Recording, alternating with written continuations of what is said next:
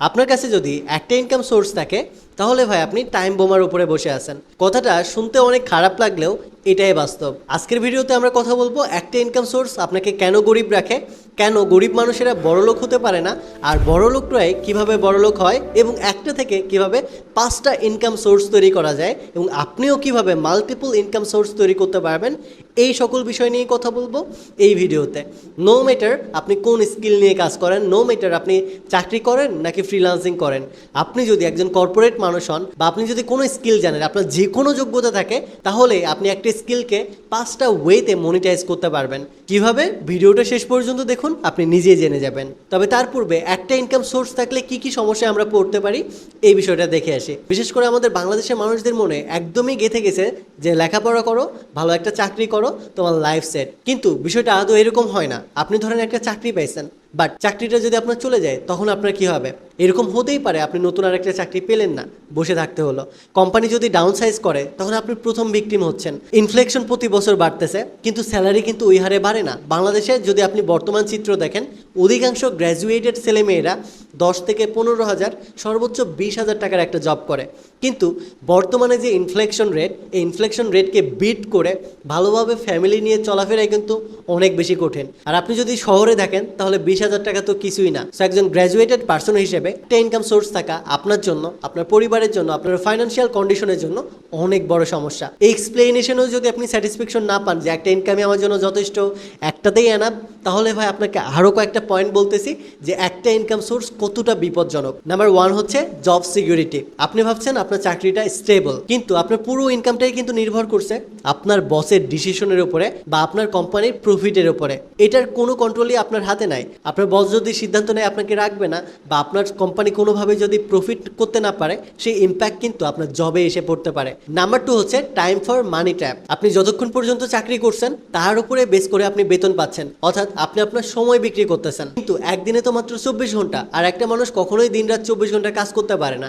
তার মানে এই জায়গাতে আমাদের একটা লিমিটেশন আছে, এবং এই লিমিটেশন আমরা ক্রস করতে পারি না, যার ফলে এটা one kind of time trap. আপনি যতদিন কাজ করবেন ততদিনই ইনকাম আসবে।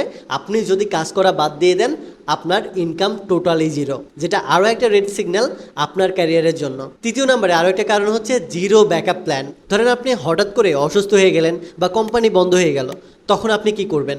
আপনি কি কখনো ভেবেছেন যদি অসুস্থ হয়ে যান আপনি মাসের পর মাস, বা আপনার ফ্যামিলির কেউ, তাহলে এটাকে আপনি কিভাবে রিকভার করবেন? বা কোম্পানিটা হঠাৎ করে বন্ধ হয়ে গেল, তখন আপনি কি করবেন?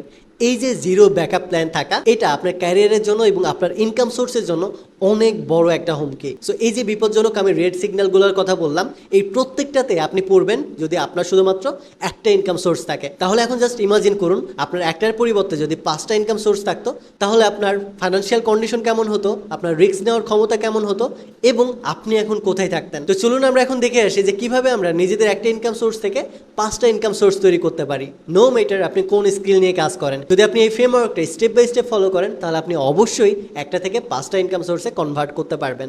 এখন আসেন পজিটিভ দিকে যাই। 5টা ইনকাম সোর্স থাকলে কি হয়? সবার শুরুতে রিস্ক কমে যায়। অবভিয়াসলি রিস্ক তো কমে যাবেই, কারণ একটা ইনকাম সোর্স যদি ফেল করে আমার কাছে বাকি 4টা ব্যাকআপ তো আছেই। আর যদি আমি চাকরি করতাম তাহলে আমার চাকরি যদি চলে যাইতো, অথবা আমার কোম্পানি যদি উধাও হয়ে যাইতো, অথবা ধরেন কোনো প্যান্ডেমিক আসলো, আমার কোম্পানি আমাকে বেতন দিতে পারতেছে না, তখন কি হইতো? আমরা কিন্তু গ্যারাকলে পড়ে যাইতাম। তার মানে আপনার একাধিক ইনকাম সোর্স কিন্তু আপনার একটা ফিনান্সিয়াল ইন্স্যুরেন্সের মতো কাজ করতেছে। 2 নম্বরে কম্পাউন্ড গ্রোথ। প্রতিটা ইনকাম স্ট্রিম কিন্তু একে অপরকে বুস্ট করে। এই যেমন ধরুন আমার নিজেরই একটা উদাহরণ দেই, আমি একাধারে ফ্রিল্যান্সিং করি, আমার নিজের একটা এআই অটোমেশন এজেন্সি আছে, পাশাপাশি ইউটিউব ফেসবুকে কন্টেন্ট জেনারেশন করি, অ্যান্ড ইউটিউব অ্যান্ড ফেসবুক থেকে আমার কিন্তু অনেক স্পন্সর আসে, পাশাপাশি লোকাল ক্লায়েন্টের কাজ করি। সব কিছু মিলিয়ে কিন্তু আমার এই দিক থেকে ধরলে 5টা ইনকাম সোর্স। সো আমার একটা যদি বন্ধ হয়ে যায় তাহলে বাকি 4টা কিন্তু ব্যাকআপ হিসেবে আসেই। সো আমার এই 5টা ইনকাম সোর্সই কিন্তু একে অপরের সাথে রিলেটেড এবং একটা আরেকটাকে বুস্ট করতেছে। কিভাবে? এই যেমন ধরুন আমি এআই অটোমেশন এক্সপার্ট, আমি কিন্তু ফেসবুক ইউটিউবে এআই অটোমেশন রিলেটেড ভিডিওই ছাড়ি, আর এখান থেকে আমি স্পন্সর পাই, ক্লায়েন্ট পাই, ফ্রিল্যান্সিং করতে পারি, পাশাপাশি লোকাল ক্লায়েন্টের কাজ করতে পারি, আর ওভারঅল ফেসবুক ইউটিউব থেকে তো আমার ইনকাম হচ্ছেই। সো একটা ইনকাম স্ট্রিম আর একটা ইনকাম স্ট্রিমকে বুস্ট করার পাশাপাশি একাধারে আমার কিন্তু পার্সোনাল ব্র্যান্ডিংটাও হচ্ছে। আর এইটাই হচ্ছে ফ্লাই হুইল ইফেক্ট, যেটা একটা ইনকাম আর একটাকে পুশ করতেছে। এরপরে আসে ফাস্টেস্ট ওয়েলথ বিল্ডিং। আপনার যদি একটা ইনকাম সোর্স থাকে তাহলে সেটা থেকে সেভিংস করে আপনার সম্পদ বাড়ানো কিন্তু একটু সময় সাপেক্ষ এবং অনেক টাফ। কিন্তু ধরেন যে আপনার 5টা ইনকাম সোর্স আছে, প্রত্যেকটা থেকে যদি একটু একটু করে জমানো যায় তাহলে কিন্তু আপনার সম্পদ বাড়তে বেশি সময় লাগবে না। এরপরে একাধিক ইনকাম সোর্স থাকার আরও একটা বড় সুবিধা হচ্ছে ফ্রিডম অফ চয়েস, অর্থাৎ আপনি আপনার বস, কেউ এসে আপনার চাকরি খাইতে পারবে না। আপনার নিজের ভিতরে এই ভয়টা থাকবে না যে এই চাকরিটা চলে গেলে আমার কি হবে, এমন দ্বিধাদ্বন্দ্বে আপনার থাকতে হবে না, কারণ আপনার কাছে মাল্টিপল ইনকাম সোর্স আছে। সো আপনার পুরো লাইফ একটা চাকরির উপর নির্ভর করতে হচ্ছে না। এখন আসল কথায় আসি, কিভাবে শুরু করবেন। আমি 5টা ফ্রেমওয়ার্ক দিচ্ছি আপনাকে ক্যাটাগরি ওয়াইজ, এটার উপর বেস করে আপনি এক্সপেরিমেন্ট করতে পারেন। প্রথমে আসে প্রাইমারি অ্যাক্টিভ ইনকাম। এইটা হবে হচ্ছে আপনার মূল ইনকাম সোর্স, সেটা হতে পারে চাকরি বা কোনো বিজনেস। এটা কিন্তু আপনার ফাউন্ডেশন, এটা মাস্ট বি লাগবে, কারণ অন্য সব কিছু ফল করলেও এইটা যেন আপনার ব্যাকআপ হিসেবে থাকে। 2 নম্বরে আসে ফ্রিল্যান্সিং সার্ভিস ইনকাম। আপনি যদি কোনো একটা বিষয়ে দক্ষ হয়ে থাকেন, আপনার স্কিল যদি মাস্টার লেভেলের হয়ে থাকে, সেটা হইতে পারে ডেভেলপমেন্ট, ডিজাইনিং, অটোমেশন, এডিটিং, আরও অনেক কিছু। যেমন আমি একটা উদাহরণ দিলাম, আপনি N8N বা এআই অটোমেশনে এক্সপার্ট, আপনি এমন ধরনের সিস্টেম বিল্ড আপ করতে পারেন যেটা কোনো একটা বিজনেস বা এজেন্সির হেল্প করে, সময় বাঁচায়, টাকা বাঁচায় এবং ননস্টপ কাজ করতে পারে। সো এই স্কিলটা সেল করে কিন্তু আপনি ইনকাম করতে পারেন। আর বর্তমানে এইগুলার কিন্তু হিউজ ডিমান্ড মার্কেট প্লেসগুলোতে। পাশাপাশি আমাদের দেশের বিজনেস ওনার অ্যান্ড কোম্পানিগুলোও কিন্তু এআই অটোমেশনের দিকে ঝুঁকছে। বাই দ্য ওয়ে, আপনার জন্য একটা অ্যানাউন্সমেন্ট করি, আপনিও যদি এআই অটোমেশনের উপর স্কিল ডেভেলপ করে আপনার স্কিলটাকে সেল করতে চান এবং এইটা আপনার একটা ইনকাম সোর্স হিসেবে জেনারেট করতে চান, অর্থাৎ মাল্টিপল ইনকাম সোর্সের মধ্যে এইটাও একটা ইনকাম সোর্স হিসেবে রাখতে চান, তাহলে আপনি এখনই শুরু করতে পারেন এআই অটোমেশন মাস্টারি কোর্স, যেটা আমাদের এখন ভর্তি চলতেছে। ব্যাচ 10-এর প্রি এনরোলমেন্ট চলতেছে। আপনি যদি আর্লি বার্ড রেজিস্ট্রেশন করেন তাহলে আপনার জন্য থাকছে বিশেষ ডিসকাউন্ট।